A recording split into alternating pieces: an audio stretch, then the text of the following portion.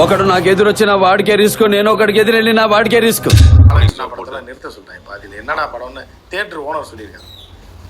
என்னடா இந்த ஏதோ ஒரு படம் ரிலீஸ் ஆச்சு வந்து தியேட்டரில் பயங்கர சூடம்லாம் காட்டி என்னமோ தீய வச்சு வைக்க பார்த்துருக்காங்க, படத்தை நிறுத்துறான்ட்டாங்க. அடுத்த நாள் அந்த ஓனர் சொல்லியிருக்காங்க அமெரிக்காவில், எனக்கு மட்டும் இந்த படத்தை போட்டு காமி பார்க்கலான்னு ப்ளே பண்ண சொல்லியிருக்கேன்.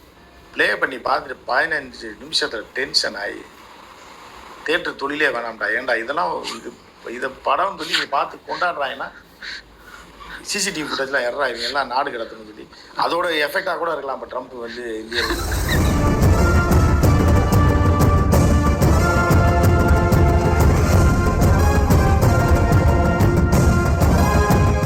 புரியுதா உங்களுக்கு? நான் ரொம்ப அட்டகாசம் பண்ணுறேன், வேலை நல்லா பார்க்குறாங்க, திறமையாக இருக்கான், சிஇஓ வரைக்கும் இருக்காங்க. பாலகிருஷ்ணா படம்னு வந்துட்டா மட்டும் நீங்கள் வேற ரூபத்துக்கு மாறி என்னடா யாரா இவங்க அப்படின்றது தான் அதனால வெளியே.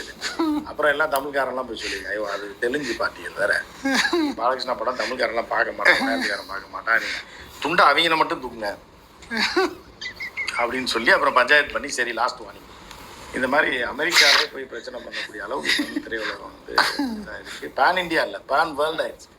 ட்ரெயினில் எப்படா மேலே ஒருத்தன் ஓடி வர்றான், அது இவன் கை தட்டி ரசிக்கிறாங்க. என்ன மெண்டலா இவன் மெண்டலா இல்லை படத்தை வாங்கி போட்ட தேட்டருக்காரன் நம்ம மெண்டலா? இந்த அளவுக்கு போய் இனிமேல் இந்த மாதிரி படத்தை என்கரேஜ் பண்ணாதீங்க. இவ்வளோ நாள் என்கிட்ட ஏன்டா சொல்லலைன்னு இருக்காரு. எங்க 10-15 வருஷமா அப்படி தாங்க நடந்துட்டு இருக்கு அப்படின்ட்டு.